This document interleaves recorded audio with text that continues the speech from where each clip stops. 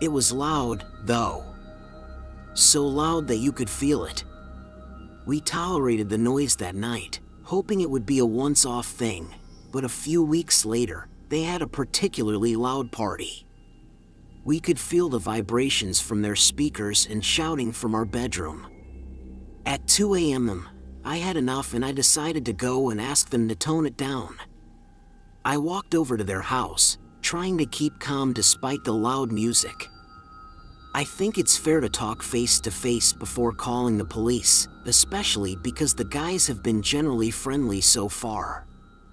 I walked up to the house and knocked on the door.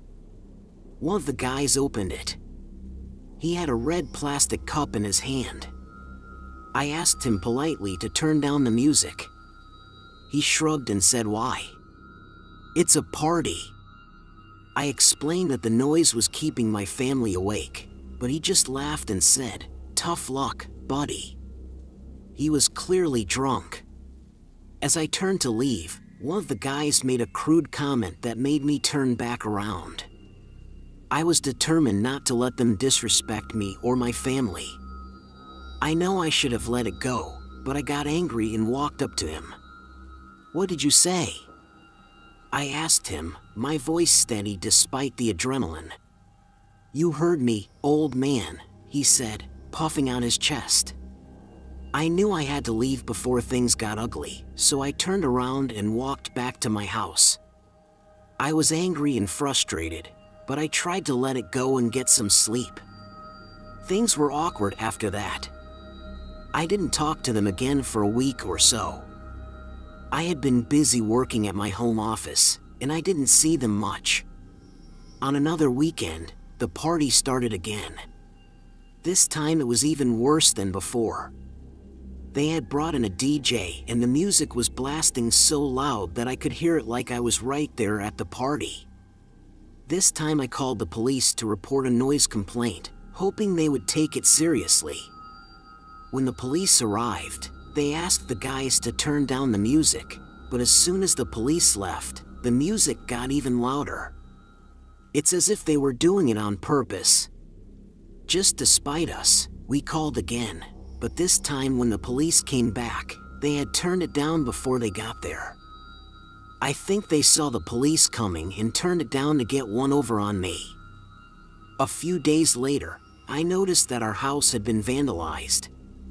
Eggs were splattered all over our porch, and my wife's flower pots were destroyed.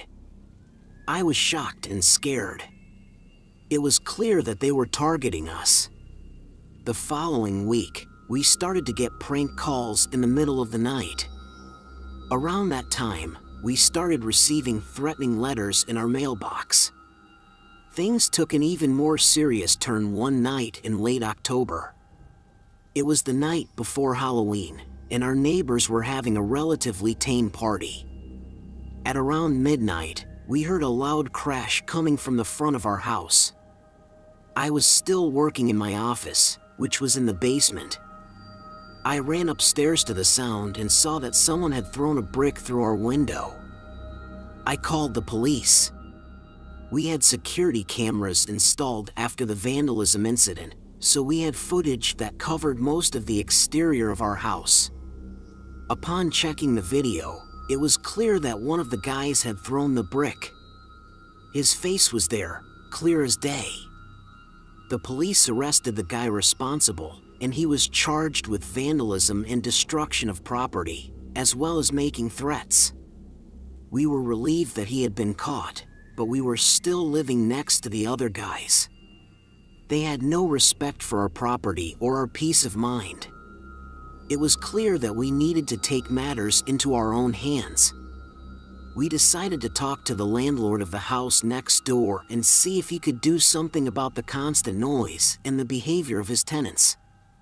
The landlord was aware of the situation and he had been receiving complaints from some of the other neighbors as well.